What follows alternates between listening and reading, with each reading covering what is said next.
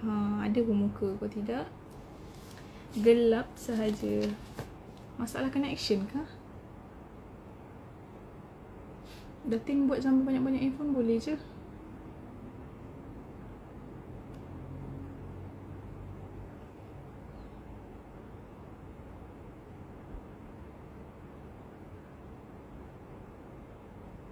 Hai, Assalamualaikum warahmatullahi wabarakatuh. Sekali lagi kita bersama di IG. Minta maaf, saya tak tahu apa yang berlaku. Tapi tak apa, tak ada masalah. Kita mulakan balik. Okay. Jadi kita dah baca doa tadi sama-sama kan? Betul tak? Tak ada masalah, kita boleh mulakan terus. Saya nak tunggu lagi ramai orang masuk ni dekat Arahin Hijrah ni. Sayang kita mula tanpa ramai orang yang mendengar.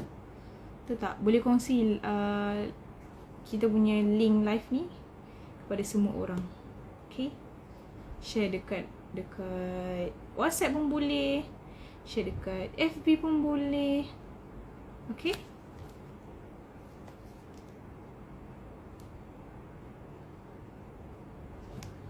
Waalaikumsalam warahmatullahi wabarakatuh. Ada siapa lagi yang nak masuk? Cepat masuk. Kita nak mulakan dah. Okay, tak apa. Saya mulakan dulu lah ya.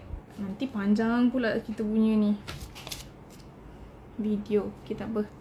Baik, semalam saya dah cerita kepada anda yang mana kisah Nabi Musa AS ni seakan-akanlah sedikit pada awalnya dengan kisah Nabi Ibrahim, yang mana dulu saya ceritakan kisah Nabi Ibrahim ni pada zaman Raja Namrud. Okay, Raja Namrud dia ada seorang pengawal kesayangan dia yang bernama Azar. Okay, jadi Azar ni sangat kacak lah orangnya. Okay, jadi Raja Namrud pun bukanlah suka maksudnya cinta. Okay, cuma suka kepada Azar ni sebagai dia punya pengawal lah. Okay, jadi pada satu hari Raja Namrud ni dia mendapati bahawa satu hari nanti akan ada seseorang yang akan menentang dia lah. Okay, dan orang itu tak lahir lagi, ataupun tak lahir lagi di muka bumi tu. Jadi sampai satu tahap Raja Namrud suruh pengawal dia jangan balik ke rumah. Okay, jumpa isteri dan sebagainya. Hai, Assalamualaikum, selamat petang. Sihat? Alhamdulillah. Awak sihat ke? Okay, jadi bila saja dapat arahan daripada Raja Namrud, okay, supaya mereka ni tak boleh adakan hubungan jalinan suami isteri. Okay, tak kisahlah pengawal dia ke ataupun seluruh rakyat pada masa kerajaan Raja Namrud tu, mereka tak dibenarkan, okay, untuk mendekati isteri mereka. Okay, sebab risau akan lahir, okay, seorang anak. Okay, yang mana Raja Namrud ni risau, takut-takut anak tersebut lah yang akan menentangnya nanti ketika dia besar. Lalu satu hari isteri kepada Azar ni, okay, iaitu ibu kepada Nabi Ibrahim, okay, curi-curi keluar pada waktu malam, jumpa dengan Azar ni tadi, iaitu ayah kepada Nabi Ibrahim AS. Okay, dan akhirnya ibu Nabi Ibrahim pun mengandung lah. Okay, jadi sama juga situasi lebih kurang dengan kisah Nabi Musa ni. Tetapi saya akan sambung lagi, yang mana hari ni saya nak jelaskan lagi kepada anda. Ceritanya sebenarnya sama sangat ke? Lain sebenarnya. Okay, jadi dengarkan. Baik, jadi sama juga Fir'aun pun bila saja dia bermimpi, kemudian dia minta ahli tafsir, dia minta macam ahli nujum lah, okay, tukang tilik dan sebagainya, minta tilikkan apa maksud mimpi dia. Okay, lalu mereka cakap akan ada seorang lelaki yang akan melawan dia lah. Okay, menentang dia juga, sama macam kisah Nabi Ibrahim. Lalu apa yang Fir'aun buat? Fir'aun halang dia punya pengawal-pengawal daripada balik rumah. Kemudian Fir'aun suruh pengawal-pengawal dia supaya asingkan suami dan isteri, okey, jangan ada pun yang berkahwin, okey, supaya apa? Supaya mereka ni tak melahirkan zuriat. Kalau ada zuriat yang keluar, yang dilahirkan adalah seorang lelaki, maka bayi tersebut akan dibunuh. Okey, akan dibunuh. Jadi salah seorang pengawal Firaun lah. Salah seorang pengawal Firaun ni, nama dia Imran bin Qahit bin Lawi bin Yaqub alaihi salam. Jadi inilah dia bapa kepada Nabi Musa alaihi salam, iaitu Imran. Okey. Jadi ternyata Imran ni pun sama, dia tak boleh pulang sebab dia berbangsa Israel. Okey. Jadi dia pun tinggallah di istana Firaun, makan dan minum, tidur di sana, tak boleh pulang bertemu dengan isteri dia. Okey, isteri dia siapakah namanya? Yukabat. Okey, isteri kepada Imran ataupun ibu kepada Nabi Musa bernama Yukabat. Okey. Jadi sama seperti orang lain, even pengawal sendiri, mereka tak boleh pulang bertemu dengan isteri ataupun melakukan persetubuhan dan sebagainya sebab bimbang melahirkan anak. Okey. Jadi mereka pun bekerjalah di istana Firaun. Okey. Dan sejak perintah membunuh anak-anak lelaki bangsa Israel itu dikeluarkan, Imran bin Qahit pun dan para pengawal istana yang berbangsa Israel telah menjadikan istana Firaun tu sebagai rumah mereka. Okey, memang tak boleh keluar. Okey. Baik. Jadi pada satu malam yang gelap, Yukabat, iaitu isteri kepada Imran ni tadi, okay, tak dapat menahan rasa keinginannya untuk berjumpa dengan suaminya di istana Firaun. Jadi perasaan berahinya semakin memuncak menjelang waktu malam. Lalu apa yang Yukabat ni buat? Dia berusaha juga untuk keluar untuk jumpa dengan suaminya, iaitu Imran. Okay, kebetulan pula Imran pada waktu tu sedang siar-siar ambil angin malam lah. Okay. Jadi bertemulah mereka pada satu malam. Okay. Tanpa diketahui oleh sesiapa pun, dengan izin dan kehendak Allah, Yukabat telah bersua dengan suaminya dan kebetulan suaminya pun ada kat luar. Okay. Lantas Yukabat mendapatkan suaminya itu dan menyatakan tujuan kedatangannya. Okay, keadaan suaminya pada ketika itu ibarat kata pepatah sudah mengantuk disurungkan bantal. Telah mengajak isterinya pun ke satu sudut yang agak jauh daripada istana lah. Risau kena tangkap nanti. Okay. Jadi setelah kedua-duanya selesai, dengan cepat-cepat Yukabat pun pulanglah ke rumahnya tanpa rahsianya terbongkar. Jadi hari demi hari, okay, semakin berlalu hari, bulan silih berganti dan sebagainya, tiba-tiba okey, dapat tahu bahawa Yukabat ni mengandung. Okey, dapat tahu Yukabat mengandung. Jadi ketika perutnya sedang membesar, Yukabat ni didatangi oleh polis-polis Raja Firaun ni lah. Okey, perisik Firaun. Sebab mereka mengesyaki sesuatu yang mana Yukabat ni tak keluar rumah selama setahun. Okay, selama setahun. Tambah pula laki dia tak boleh balik rumah.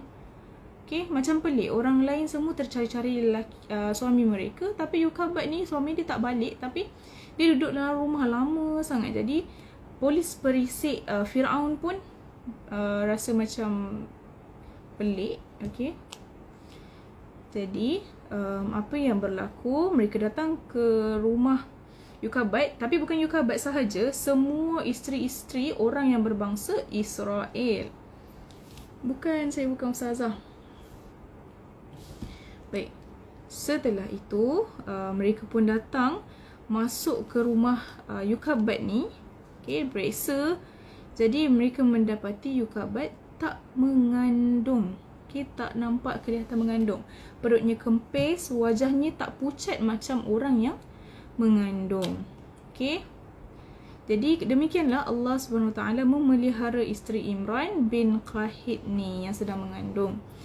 Sebab apa? Sebab zuriat yang akan dilahirkan oleh Yukabat ni adalah seorang insan yang bakal menjadi sebesar-besar dan seagung-agung Nabi dan Rasul dari kalangan bangsa Israel. Jadi sebegitulah.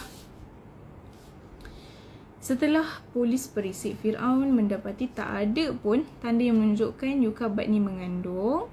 Jadi mereka pun beri laporanlah kepada Firaun, dan Firaun pun percayalah dengan apa yang disampaikan oleh polis-polis perisiknya. Maka setelah tu tak ada lagi polis-polis yang datang untuk memeriksa rumah Yukabad. Jadi Yukabad ni walaupun Allah dah melindungi dia, tapi dalam hatinya masih lagi ada rasa gelisah. Dia cari pula tempat macam mana nak lahirkan anaknya, nak lahirkan dekat mana. Jadi sebabkan tak ada tempat lain, maka akhirnya Yukabad melahirkan anaknya, iaitu Nabi Musa AS, di rumah sahaja, tanpa bidan, tanpa sesiapa. Dan dengan kehendak dan penjagaan Allah SWT, maka lahirlah seorang bayi yang comel dan sihat daripada kandungan Yukabad, iaitu Nabi Musa AS. Setelah keluar ke dunia, bayangkan selalunya bayi kalau dah keluar, dia akan menangis kan. Tetapi lain bagi kisah Nabi Musa, yang mana Nabi Musa setelah keluar ke dunia, sedikit pun dia tak menangis dan dia diam sahaja. Jadi keanehan ni bukan sahaja itu tau. Tambah pula sebenarnya semasa ibu Nabi Musa AS mengandungkannya, mengandungkan baginda, ibunya tak berasa penat seperti penat orang yang mengandung. Itulah apa yang Allah beri kepada kekuatan kepada ibu Nabi Musa AS, yang mana Allah betul-betul nak jaga ni, nak lahirkan, keluarkan Nabi Musa AS ke dunia ni dengan beri sedikit keringanan buat ibu baginda. Jadi sebelum adanya Nabi Musa AS, sebenarnya Nabi Musa ada seorang abang dan kakak, yang bernama Maryam dan juga Harun. Jadi ada juga mengikut setengah riwayat ahli tafsir bahawa Yukabad ni bukan dia melahirkan sendirian, tetapi ada seorang bidan. Ada seorang bidan yang berusaha untuk datang juga membantu Yukabad melahirkan anaknya tanpa diketahui oleh sesiapa pun. Jadi berkenaan dengan ini saya tak pastilah, Allah sahaja yang tahu, tapi ahli-ahli riwayat tafsir ada menceritakan hal ini. Jadi setelah tu hati Yukabad pun resah sebab dia fikir kalau dah lahirkan anak ni nak simpan dekat mana pula, kalau tiba-tiba polis-polis Firaun ni datang serbu, nak jadi apa pula kan. Nanti kena tangkap ke anaknya kan. Baik. Jadi Yukabad ni pun gelisah, dia ke sana kemari dalam rumahnya memikirkan macam mana nak sembunyikan anaknya tadi. Tapi tiba-tiba sahaja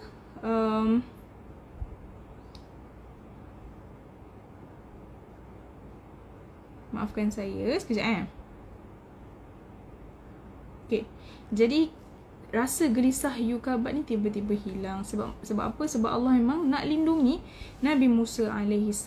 Jadi anak Yukabad ni dah pun Allah pilih untuk menjadi seorang Nabi dan Rasul. Maka Allah pelihara dia sebab nak lahirkan keturunan besar daripada Nabi Yaqub punya keturunan ni. Jadi Allah memang menjaga sangat-sangat Nabi Musa AS walaupun setelah baginda lahir.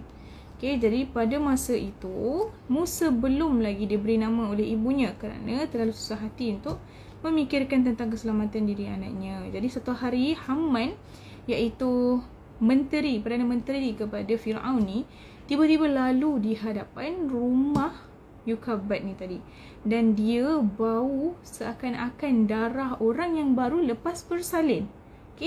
Jadi Haman ni tak terus masuk. Dia terus pulang ke istana. Dia beritahu kepada Firaun, dia lapor kepada Firaun yang mana dia bau seperti darah orang yang bersalin. Apabila dia lalu depan rumah Yukabad. Jadi pun mereka berasa curiga, lalu Firaun pun hantar askar-askar dia, polis-polis dia, dan mereka serbu rumah Haman. Okey. Dan tidak berapa lama kemudian Yukabad mendengar bunyi suara tapak kaki kuda di hadapan rumahnya. Jadi Yukabad pun bila dengar ada orang datang, tentulah dia rasa macam, oh ni mesti polis ataupun tentera Raja Firaun kan. Jadi dia pun rasa gelisah, rasa takut, macam mana ni nak buat, nak simpan mana Nabi Musa AS ni. Jadi dengan segala daya dan akalnya, Yukabad pun terus berfikir, lalu diletakkan, maafkan saya, Waalaikumsalam warahmatullahi wabarakatuh. Jadi Nabi Musa AS ni diletakkan di mana? Nabi Musa disorokkan dalam apa tu orang panggil? Bukan periuk-periuk ke? Sekejap Okey. Jadi Yukabad terpandang ke arah dapur pembakar roti yang masih belum dinyalakan apinya. Okey. Jadi dengan gupur apapun Yukabad termasuk anaknya, betul lah, periuk. Dia masukkan Nabi Musa AS ke dalam periuk. Okey, yang mana periuk tu dia masukkan Nabi Musa AS ke dalam periuk, kemudian diletakkan dalam tempat pembakar roti itulah. Okey, jadi setelah selesai je diletak tu, hai, Waalaikumsalam warahmatullahi wabarakatuh. Jadi bila diletakkan di situ, kemudian masuklah askar-askar ataupun polis-polis Raja Firaun ni tadi. Dia orang check semua ada ke tak bayi. Okey, jadi akhirnya dengan izin dan kuasa Allah, okey, dengan izin dan kuasa Allah, Allah memperlihatkan kepada tentera-tentera ataupun polis Raja Firaun ni, yang mana bawah periuk yang diduduki oleh Nabi Musa tu, apinya sedang hidup. Jadi bila saja mereka nampak api sedang hidup, okey, takkanlah seorang ibu sanggup letakkan anak dalam tu kan. Jadi mereka pun tak anggap dan tak rasalah bahawa Nabi Musa ada di dalam tu. Okey, semua tempat mereka cari, okey, tapi tak jumpa. Akhirnya mereka pun surrender, memang tak jumpa. Maksudnya memang tak ada lah. Okey. Akhirnya selamatlah Nabi Musa AS dalam periuk tersebut. Perahu bakul itu belum lagi, sekejap lagi saya cerita. Okey. Jadi sementara semasa polis-polis Raja Firaun ni mencari, sebenarnya Haman, okey, Haman duduk tercegat depan Yukabad, okey. Duduk tercegat depan Yukabad, okey, dia pandang daripada atas sampai bawah Yukabad. Okey, sebenarnya Yukabad ni adalah seorang wanita yang cantik, rupawan, okey.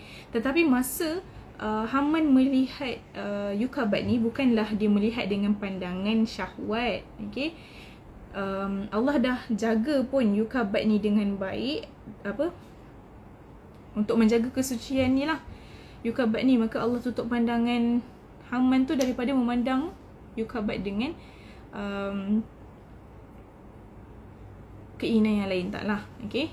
Jadi apa yang Haman lihat kepada Yukabad adalah, Haman sebenarnya nak check sama ada Yukabad ni dalam keadaan orang yang mengandung ataupun orang yang takut menyorokkan sesuatu ataupun macam mana.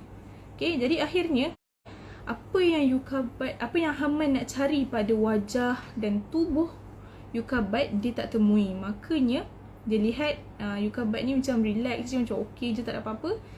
Jadi mereka pun dah tak rasa curiga lah dengan Yukabad. Setelah dapat tahu pun tak ada apa-apa, tak ada seorang bayi pun dalam rumah tu. Jadi selesailah. Memang tak ada apa-apa yang curiga kepada Yukabad. Okey. Baik. Jadi seterusnya, apa yang berlaku? Setelah Haman dan polis perisik Firaun dah jemu menggeledah seluruh ceruk rumah Imran bin Qahit, jadi mereka pun benar-benar yakinlah bahawa isteri Imran bin Qahit tak pernah melahirkan anak. Okey, tak pernah melahirkan anak yang seterusnya lah. Okey. Lalu Haman pun tinggalkan rumah Yukabad. Jadi selamatlah Nabi Musa AS dengan lindungan Allah Subhanahu Wa Taala. Baik. Jadi setelah umur Musa 90 hari, Yukabad menjadi semakin cemas. Sebab apa? Anaknya pun dah makin membesar, dah boleh ketawa, dah boleh berbunyi. Okay? Jadi dalam keadaan yang sedang memikirkan ni, Yukabad Yukabad memikirkan sesuatu idea yang boleh dia gunakan untuk dia suruh anak dia ataupun lakukan apa sahajalah.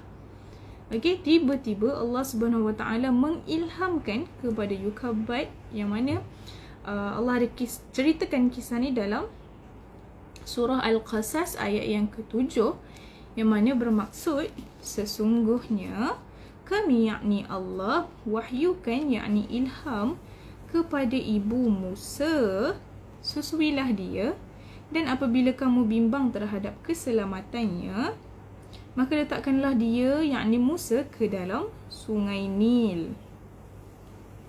Janganlah kamu bimbang dan janganlah pula kamu bersedih hati, kerana sesungguhnya kami, yakni Allah, akan mengembalikan dia, yakni anakmu Musa, kepadamu dan akan melantiknya sebagai salah seorang daripada rasul-rasulku. Okay? Jadi itu apa yang Allah sampaikan kepada ibunya Nabi Musa alaihissalam. Jadi setelah Yukabad pun menerima wahyu ataupun ilham daripada Allah ni, maka Yukabad pun rasa lebih senang dan tenang mendengarnya. Okay? Tenang dapat tahu hal ini. Okay? Lalu dia berfikir macam mana pula cara untuk dia menghanyutkan anaknya ke dalam sungai Nil. Okay? Dan setelah berfikir beberapa ketika, lalu Yukabad pun dapat idea. Okay? Jadi dia panggil ataupun dicari seorang tukang kayu, okay, untuk datang ke rumah dia untuk membuat kotak dan terus buat kotak muat-muat lah untuk seorang bayi ataupun seorang anak yang berusia 100 hari. Okay? Jadi pada mulanya tukang kayu ni datang dengan niatnya yang suci, nak tolong Yukabad dan juga anaknya. Okay? Tapi akhirnya tukang kayu ni termakan dengan hasutan syaitan. Lalu apa yang dia buat? Okay? Dia terfikir kalau dia bantu Yukabad, dia dapat bayaran yang biasa. Tetapi kalau dia buat laporan kepada Fir'aun, maka dia akan dapat berkali-kali ganda daripada apa yang dibayar oleh ibu Nabi Musa AS. Lalu dia pun dah dihasut oleh syaitan, maka dia pun segera pergi ke istana Fir'aun. Okay? Jadi dia bagi tahu dekat Fir'aun. Dia nak bagi tahu kat Fir'aun ni. Jadi sesampai saja dia dekat istana Fir'aun, jadi lidahnya kelu, tak berkata apa-apa, sampaikan seluruh isi istana ketawakan dia. Okey. Bila sahaja dia kelu lidahnya, tak mampu nak kata apa-apa depan Fir'aun masa tu. Okey, ini kuasa Allah lah. Allah kelukan lidah dia memang sampai tak boleh nak cakap apa-apa. Okey, memang Allah nak jaga Nabi Musa AS ni. Lalu orang yang buat kotak ni pun pulanglah, kembalilah kepada Yukabad. Okay, dia pun pulang dengan perasaan yang malu dan menyesal sebab dia lagi memilih nak harta ataupun wang yang banyak berbanding dia nak tolong Yukabad ni kan dengan anak kecil yang baru lahir ni. Okay, jadi dia pun sambunglah buat kotak tu. Okay, dia sambung buat kotak untuk Nabi Musa alaihissalam.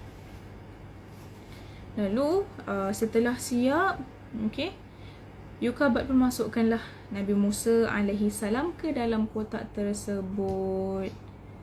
Okay, dan kotak itu dicat hitam, diusung oleh 3 orang insan, yang mana 3 orang ini adalah Yukabad, Maryam dan juga Harun. Okay, anak kepada inilah Yukabad 2 orang ni. Jadi hati Yukabad pun semakin sayu sebab terpaksa lepaskan anak dia. Tapi Yukabad yakin yang mana Allah pun dah janji bahawa Nabi Musa AS akan kembali ke pangkuannya semula. Dan juga Allah janji yang akan jaga Nabi Musa AS. Okay. Lalu Maryam dan Harun yang masih kecil ni, okay, melihat kotak yang berisi Musa dibawa arus deras sungai Nil tu. Okay, lalu lama-lama pun mereka pun faham dan kemudian Yukabad pun semakin redalah hatinya bila teringat kepada janji Allah SWT. Okay. Baik, jadi satu keajaiban yang berlaku semasa Yokabad menghanyutkan anaknya ke dalam sungai Nil tu. Okay, bayangkan dalam air yang deras, contohlah dia menghala ke muara. Okay, dia menghala ke muara, air yang deras, tapi kotak yang berisi Nabi Musa tu, dia mudik ke hulu. Okay, bayangkan dia ke belakang. Padahal air yang deras tu ke sini, tapi kotak tu ke belakang. Okay, itulah keajaiban yang mana berlaku kepada Nabi Musa AS. Okay, jadi Yokabad pun pelik lah. Jadi Yokabad pun suruhlah anaknya iaitu Maryam pergi ekori ataupun lihat kotak tu menghala ke mana dan pergi ke mana. Okay, dan akhirnya kotak itu terapung-apung masuk ke dalam terusan istana Fir'aun. Okay, dan terusan tersebut dibuat atas arahan Fir'aun untuk mengubati isterinya yang ada penyakit kulit. Okay, dan isteri Fir'aun bernama Asiyah. Okay, Asiyah. Dan sesetengah riwayat mengatakan bukan Asiyah yang sakit tetapi puteri Fir'aun. Okay, tapi kurang jelas lah. Okay, dan mengikut dukun, penyakit Asiyah ni boleh disembuh dengan cara berendam dalam sungai Nil. Dan ketika kotak yang berisi Musa tu hanyut ke dalam terusan tu, kebetulan dia tersangkut pada ranting pokok yang dah hanya terjuntai di atas air. Dan masa tu pula Asiyah dan dayang-dayangnya sedang mandi di tepi sungai Nil tu. Dan sebaik sahaja Asiyah melihat kotak itu, dia pun suruhlah dayang-dayang pergi tengok dan ambil apakah dia dalam kotak tu. Dan setelah dibuka, dia dapati ada seorang bayi kecil lelaki yang sangat comel dan sihat. Dan sebenarnya selama kotak yang berisi Musa tu sedang hanyut, ada sepasang mata, ialah Maryam lah. Mana Yokabad suruh Maryam tengok kotak tu menghala ke mana. Dan sekali lagi Allah memperlihatkan keajaiban dan kehendaknya ke atas makhluknya.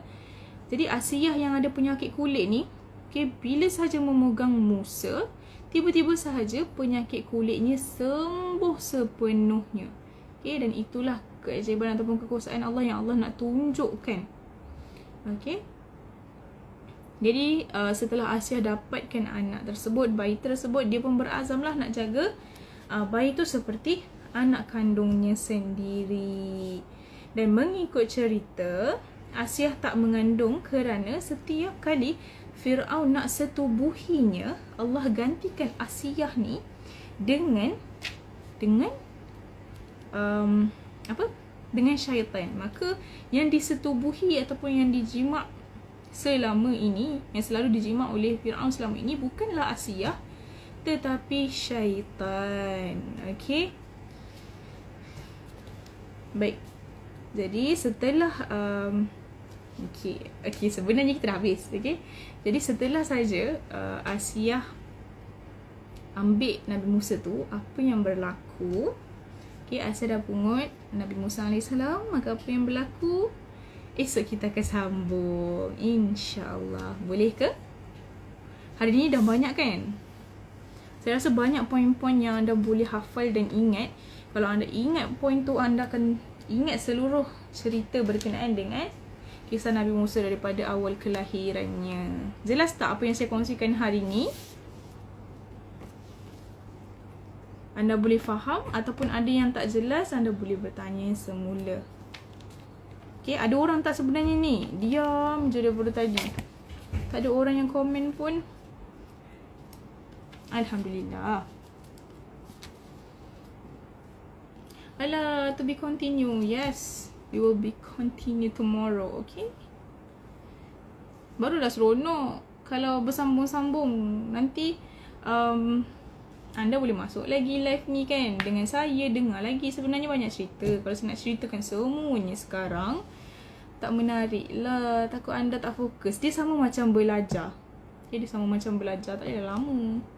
Nanti anda jadi tak fokus. Tak ingat beberapa poin. bestnya dengan sirah Nabi Musa hari ni, Alhamdulillah, Alhamdulillah. Seronok kan?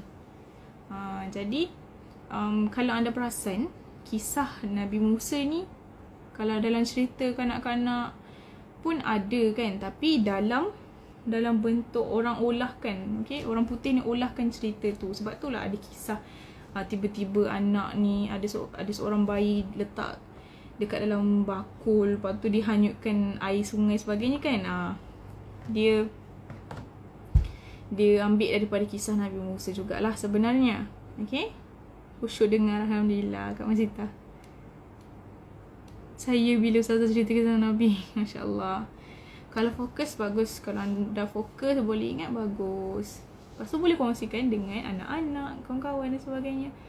Ustazah ke? Saya bukan Ustazah. Boleh panggil saya Kristina sahaja. Nak panggil adik boleh, nak panggil kakak boleh. Umur saya tak terlalu tua, tak terlalu muda. Okay. Jadi, kisah hari ni sangat jelas, betul? Kalau tak jelas, boleh tanya balik apa yang mungkin anda rasa tertanya-tanya. Okay. Esok saya akan kongsi berkenaan dengan kisah macam mana Asiah bawa Nabi Musa ni, lepas tu menghadap Fir'aun pula, apa yang jadi. Lepas tu Nabi Musa AS tak nak menyusu pula, apa pula jadi. Okay. Nabi Musa membesar di istana Fir'aun lagi. Banyak lagi kisah berkenaan dengan Nabi Musa. Jadi saya nak tunjukkan sikit kepada anda. Kisah Nabi Musa dia banyak ni. Okay. Banyak kisah Nabi Musa ni.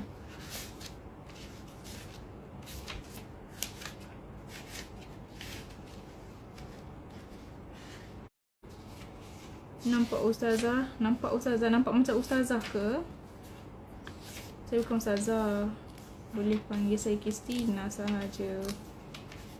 Ya Allah, banyaknya kisah Nabi Musa ni. Dia ada selingan juga dengan kisah berkenaan dengan Fir'aun. Sebab tu dia jadi banyak sangat-sangat.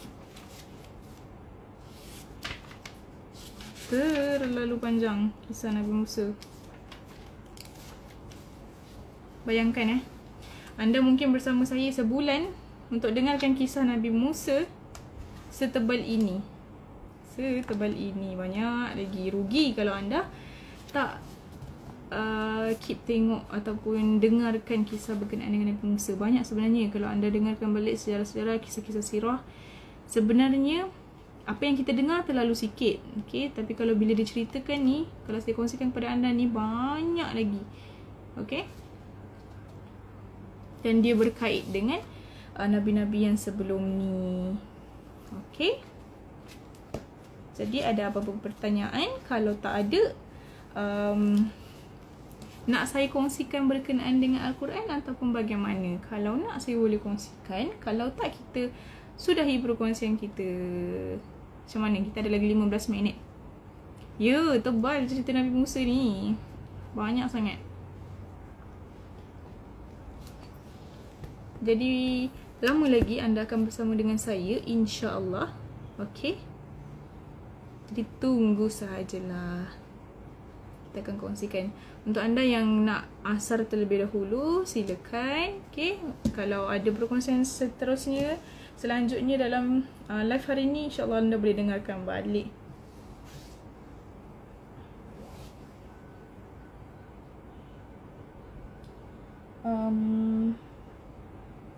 Sekejap ya.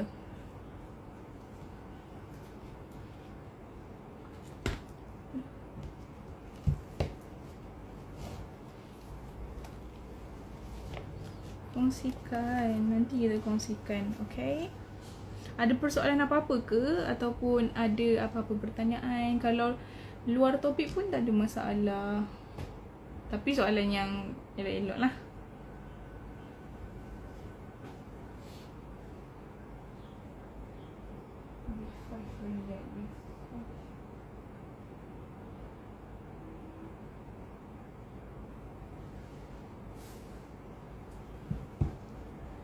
Saya nak kongsikan dengan anda perbezaan B5 per jilid dengan B5 B5 per jilid digital dengan B5 per jilid biasa. Tapi per jilid digital tak ada di sini. Makanya tiadalah perkongsian kita berkenaan dengan Quran tersebut. Tapi tak ada masalah. Why? Okay. Baik, hari ni saya ambil masa sedikit. Okay, sementara kita dekat sini ada kita punya dropship. Kalau anda semua nak tanya, anda boleh pergi kepada mereka. Ataupun, bukan nak tanya lah. Kalau nak tanya, anda boleh tanya saya sekarang. Okay, kalau anda nak membeli dan berminat, anda boleh tanya dropship kita. Okay, dan hari ni apa yang saya nak kongsi dengan anda berkenaan dengan Quran F4. F, okay, F, bukan A. F4. Time PKP ni dapatlah akak dengar kisah bercerita kisah sirah setiap hari. InsyaAllah kalau akak kerja sekalipun, adakanlah masa untuk saya. Okay, lepas maksudnya macam kalau malam-malam tu sebelum tidur, bukalah video, dengarkan. Sekejap pun jadilah. Okay. Okay, baik. Ini Quran F4 Encyclopedia, yang mana di Arayin Hijrah kita ada Quran Encyclopedia dalam saiz A5, B5 dan juga F4. InsyaAllah bagus. Okay, jadi F4 ni saiz F4 ni sebelum A3. Faham tak? Saiz F4 ni F4 sebelum A3. Jadi dia agak besar jugalah. Okay, ya itu dia. Kita punya dropship Kak Masita.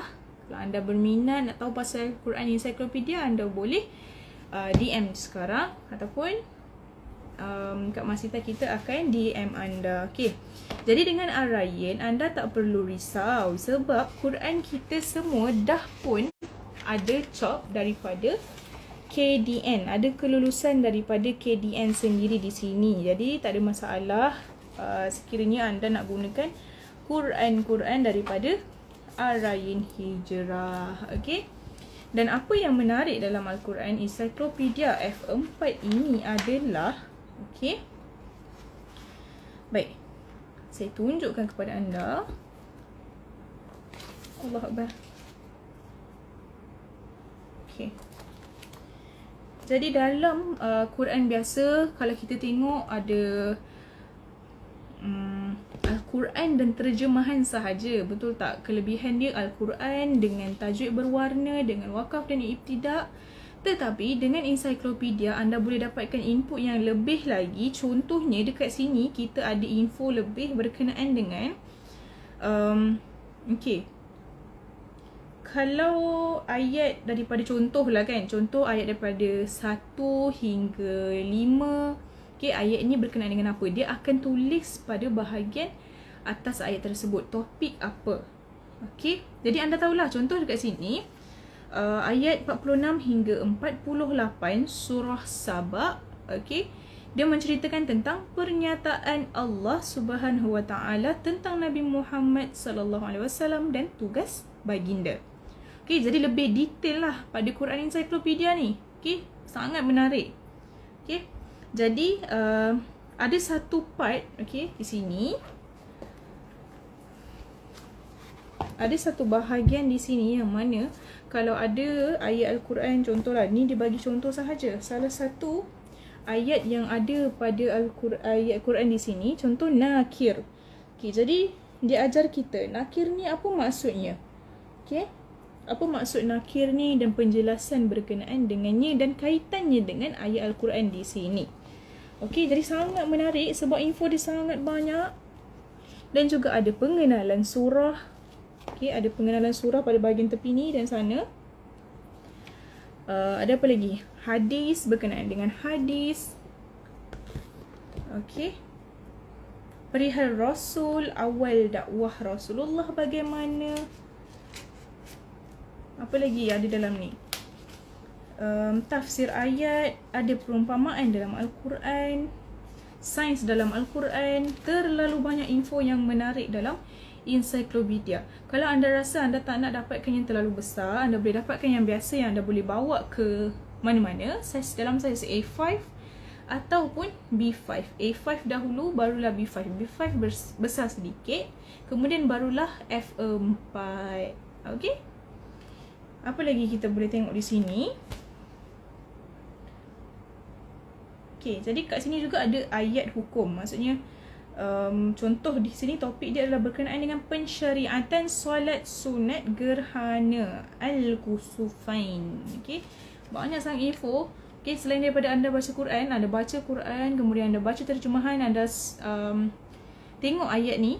Okey, rupanya ayat 26 hingga 29 surah Fussilat ni Allah nak ceritakan tentang pembalasan Allah terhadap orang kafir dan terhadap orang beriman. Tahu, sekarang dah tahu. Kemudian makna kalimat al-ghaw. Maksud al-ghaw ni apa benda? Okey. Al-ghaw ni kata perintah bersifat jamak berasal daripada perkataan laghawa. Laghawa bermaksud melakukan kesalahan. Jadi kita tambah ilmu serba sedikit di dalam ensiklopedia punya Quran ni. Banyak yang kita boleh dapat. Okey, jadi ada juga perkongsian berkenaan hadis Rasulullah yang mana berkenaan dengan tipu daya syaitan. Banyak sangat info anda boleh tambah lepas habis solat. Jadi tak bosan lah buka Quran, lepas tu baca habis tutup, tak ada input yang selainnya. Okey, nak kena buka buku lain pula. Jadi dengan F4 ensiklopedia anda boleh baca apa sahaja di dalam ini, sebab ada banyak ilmu-ilmu yang anda boleh baca, boleh tambah dan sebagainya. Okey.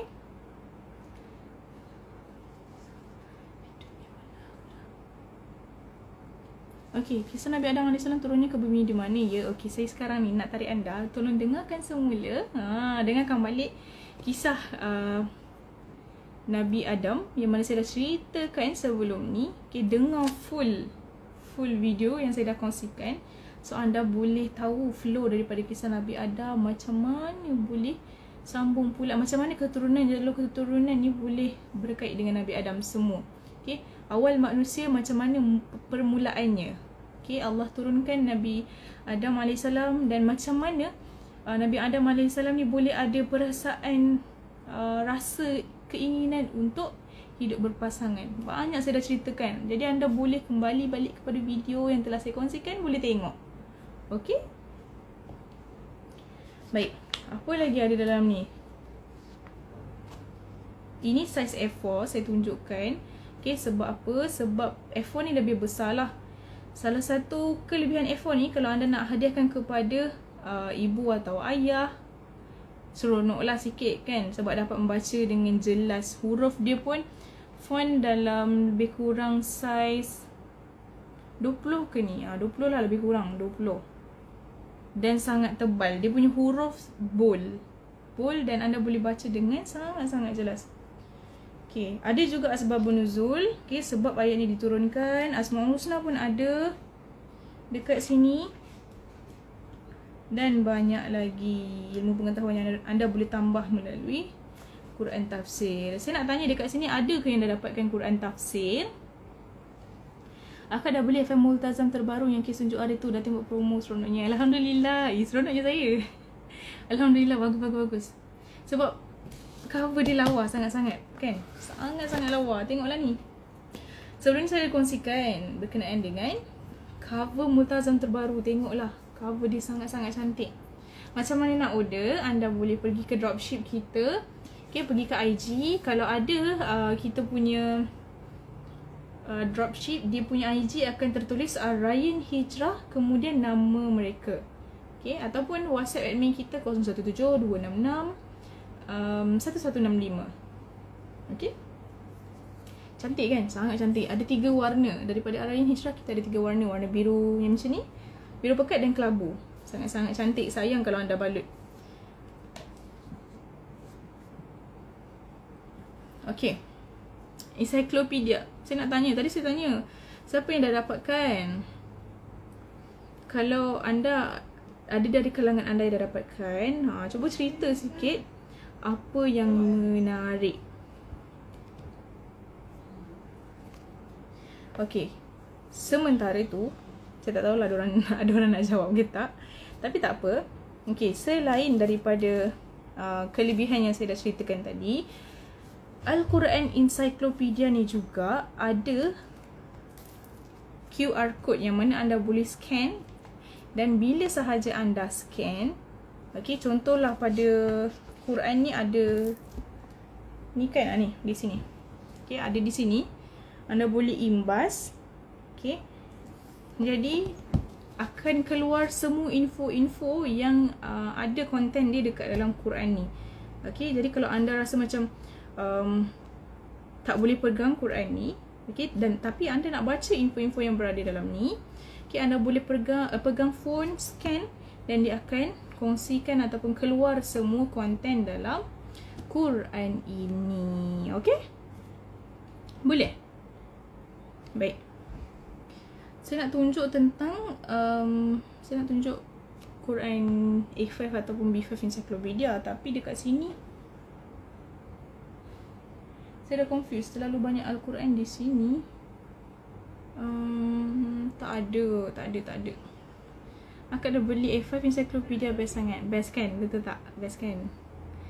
Dia macam kita sementara nak tunggu, contohlah kan, masa solat maghrib tu, lepas kita baca Al-Quran, okay, lepas tu rasa boring, bacalah terjemahan. Kemudian setelah baca terjemahan, boleh baca info lain pula, boleh tambah ilmu sedikit. Okay, selak muka surat lain, oh ada doa ni yang Nabi amalkan, so kita pun bolehlah amalkan. Ada hadis ni ceritakan tentang kisah sirah, oh macam ni rupanya, adalah buktinya kisah sirah tu berlaku. Okay. Dan kalau tak silap saya lah kan, saya rasa untuk encyclopedia F4, kalau anda beli, dia ada sertakan sekali kad Al-Quran, okay, yang mana anda boleh gunakan untuk tadabbur, untuk hafazan, okay, dan juga untuk bacaan lah. Okay, anda boleh gunakan.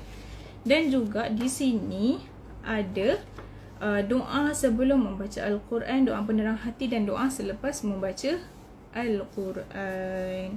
Okay, sangat-sangat menarik, memudahkan anda. Tambah pula saya nak kongsi di sini, okay, kalau anda yang dah dapatkan F4, saya tak pasti sama ada ini ada dalam A5 Encyclopedia ataupun tidak, tetapi yang menariknya di sini, kalau anda perasan, maafkan saya buka dulu. Sebenarnya setiap juzuk, okey, setiap juzuk pada halaman di sini ada kad tu kan. Okey. Setiap juzuk contohlah surah Yasin, contohlah surah Al-Fatihah, design border dia lain daripada juzuk-juzuk yang seterusnya. Okey, kalau anda boleh tengok, kalau anda ada di rumah, okey, F4 Encyclopedia ni, maafkan saya, F4 Encyclopedia ni, nampak tak? Banyak jenis design yang ada di sini, okey, yang diterangkan sekali.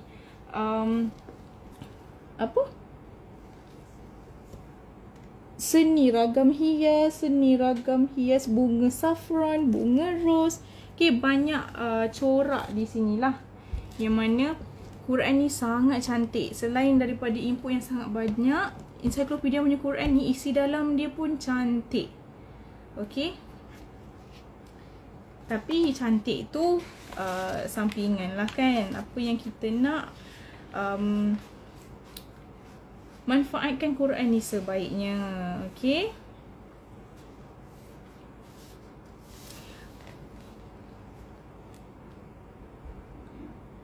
Okay, baik.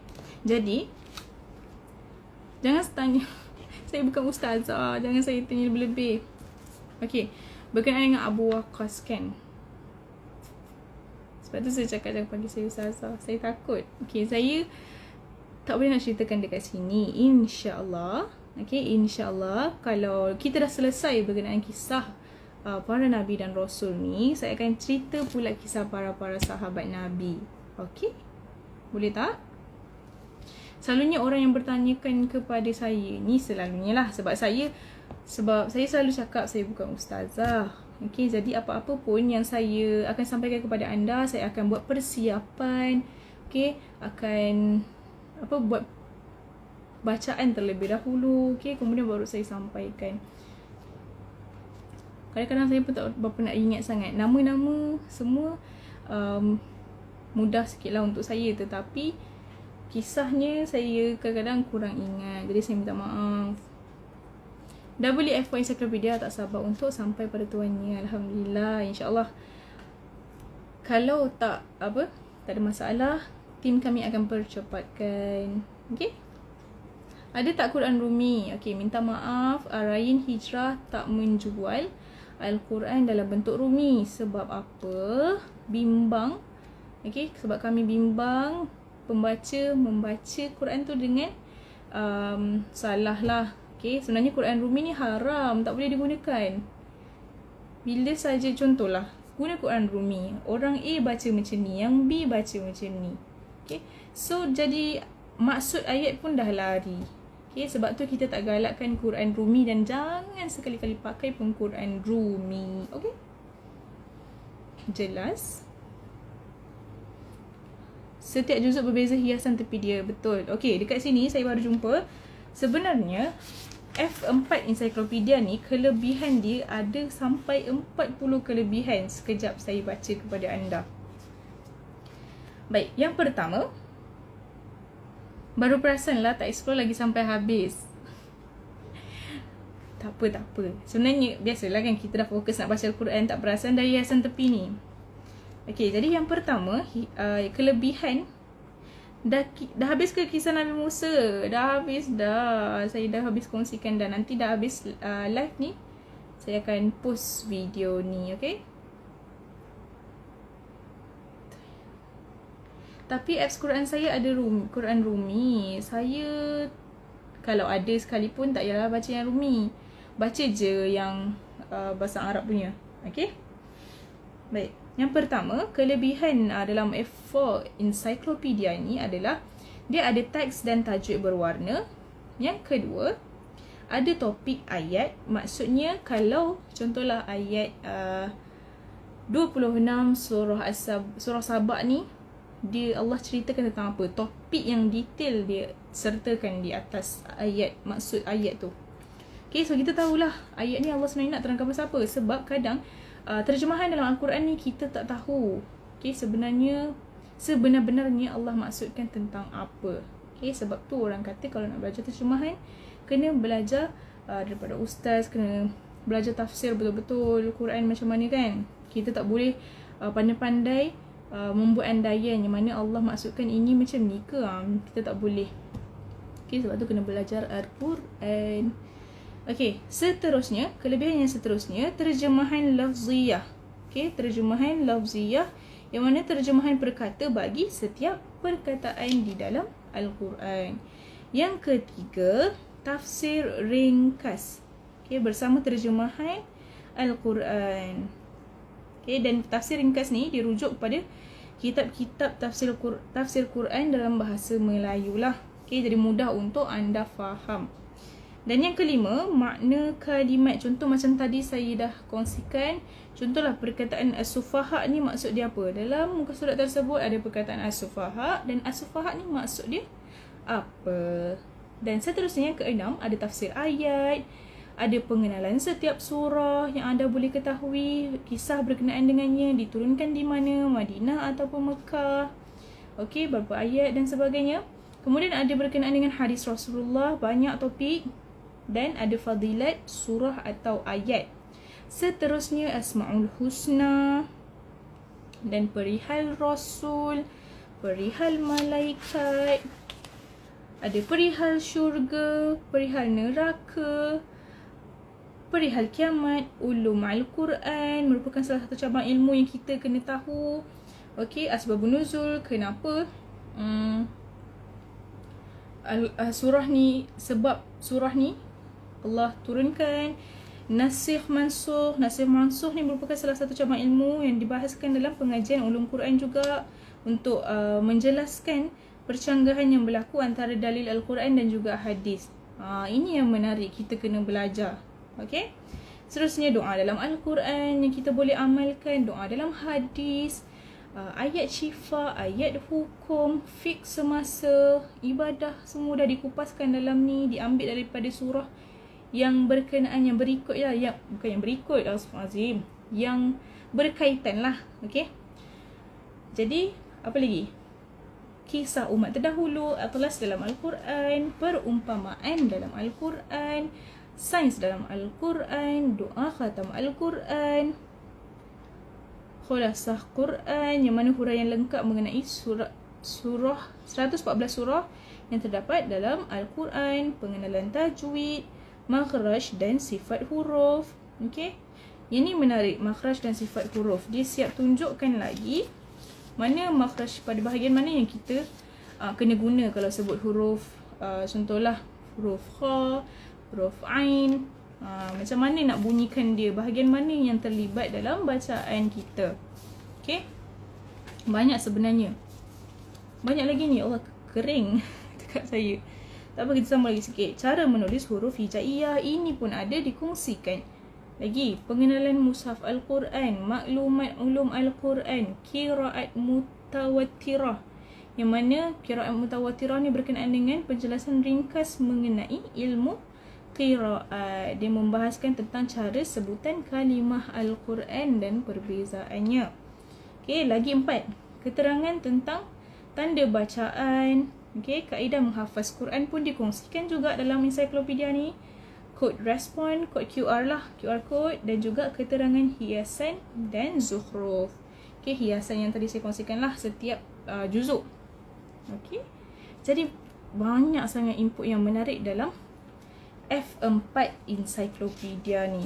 Sangat banyak. Sangat-sangat menarik kalau anda boleh dapatkan. Okey, sekejap saya tunjuk pada bahagian yang dia mengajarkan makhraj dan sebagainya tu. Jadi kira belakang ni macam buku tambahan kita lah untuk kita baca. Okay, sebentar ya. Okay, ini cara ditunjukkan macam mana nak tulis huruf hijaiyah.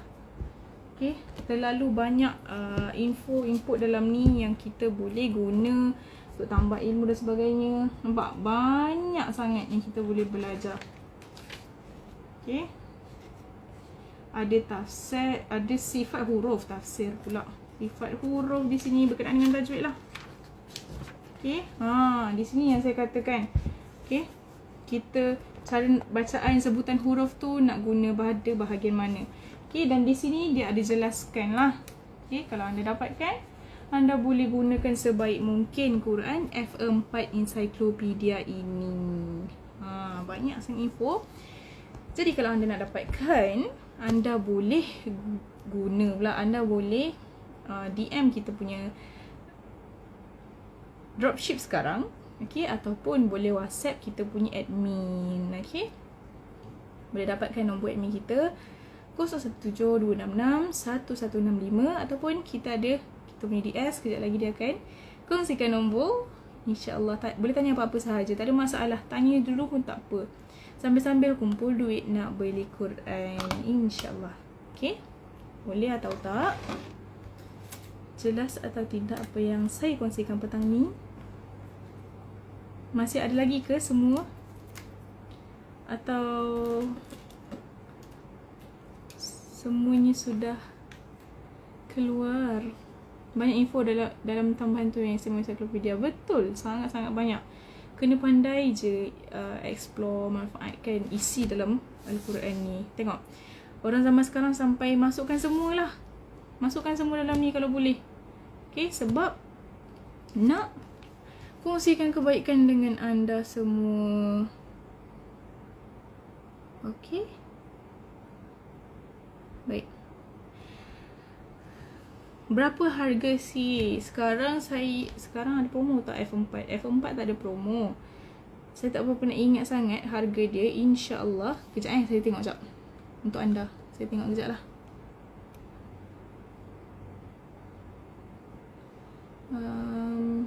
Datin.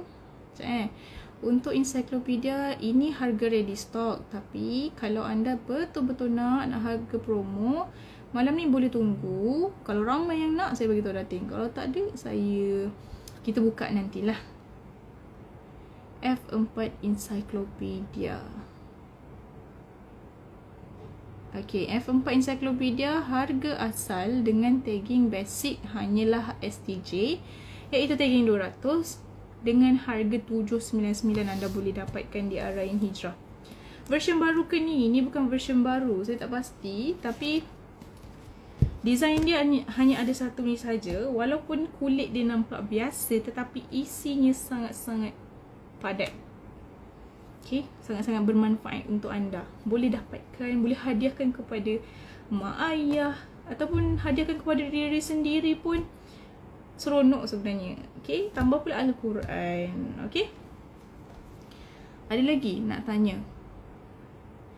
Sebab harga untuk ready stock pun ada dekat saya sekarang. Saya dah buka. Kalau anda ada nak tanya, saya boleh kongsikan lah. Ready stock. Ready stock biasanya makan masa untuk siap ambil dalam masa seminggu 2 lah, InsyaAllah. Tapi kalau anda beli dengan harga promo, untuk makluman, ambil masa paling lama 7 hingga 10 minggu. Tapi sekarang saya rasa tak ada masalah. Kita boleh siap dalam masa 7, 8 minggu ataupun paling cepat 6 minggu sahaja. Biasanya 4 minggu lah sebenarnya. Tapi sekarang kita ada kesukaran sedikit yang mana order terlalu banyak. Jadi dia ambil masa lama lah. Dia hardcover kan? Betul, hardcover. So dia tampung kertas dalam ni dengan sangat baik. Dan kertas dia pun sangat-sangat berkualiti. Warna yang ada pada setiap helaian ni pun sangat-sangatlah berkualiti. Okay, dia tak pudar. Sangat tulisan pun sangat-sangat jelas. Tak perlu risau.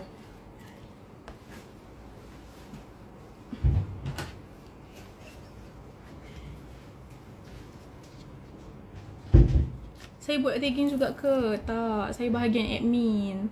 Saya tak buat tagging. Tapi teringin juga nak belajar. Saya pernah buat sekali pada Quran saya. Baru siap dalam berapa line sahaja. Baru buat satu line. Kalau nak beli pada dropship, boleh cakap saya nak tahu berkenaan dengan Quran F4. F, okay, fokus F4 Encyclopedia. Okay. Saya admin bahagian konten dan juga saya jaga dropship. Sebab tu saya selalu, kalau nak suruh anda beli, sebab tu saya selalu sebut kalau apa-apa pergi kepada dropship. Dan konten-konten juga saya yang buat. Kalau anda tengok, kadang-kadang konten yang keluar tu daripada Datin sendirilah. Okay, kalau tak, daripada saya. Okay, ada soalan lagi ke? Kalau tak ada, kita nak akhiri live ni. Ya, betul, F4 Encyclopedia. Kat situ kita ada kita punya dropship kita, master dropship kita kat Masitah Arayan Hijrah, Masitah Kis. Boleh tanya dekat kita punya dropship sekarang. Okay,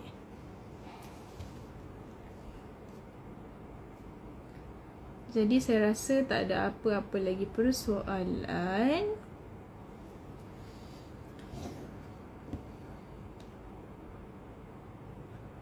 Kalau macam tu, ada di SRA Penang. Penang tak ada ke? Tak salah saya tak ada. Tak ada.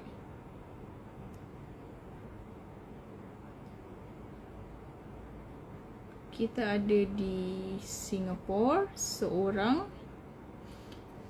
Sama-sama Kak Fazlina. Kita ada di Singapura, kita ada di Kelang, Kak Masita di Kelang, Kak Mazlina di Perak. Kebanyakan di KL lah. Ada 3 orang, 2 orang di KL. Penang saya tak pasti sebenarnya, rasa macam tak ada. Ada lagi yang lain-lain, saya pun tak pernah ingat sangat. Tapi kebanyakannya kat KL lah. Okay, jadi saya nak end live kita petang ni. Jadi dengan itu saya tutup majlis kita dengan bacaan doa sama-sama tanda tangan. Okay, bismillahirrahmanirrahim. Subhanakallahumma wa bihamdika asyhadu an la ilaha illa anta astaghfiruka wa atubu ilaik. Bismillahirrahmanirrahim. wal 'asri innal insana lafi khusr illa alladhina amanu wa 'amilus solihati wa tawassaw bil haqq wa tawassaw bis sabr. Amin ya rabbal alamin. Amin. Saya lambat. Tak apa, boleh tengok balik live. Lepas ni saya akan save video ni. Jangan risau, okay? Esok boleh masuk lagi. Kita boleh sembang-sembang lagi. Banyak lagi perkara kita boleh sembangkan.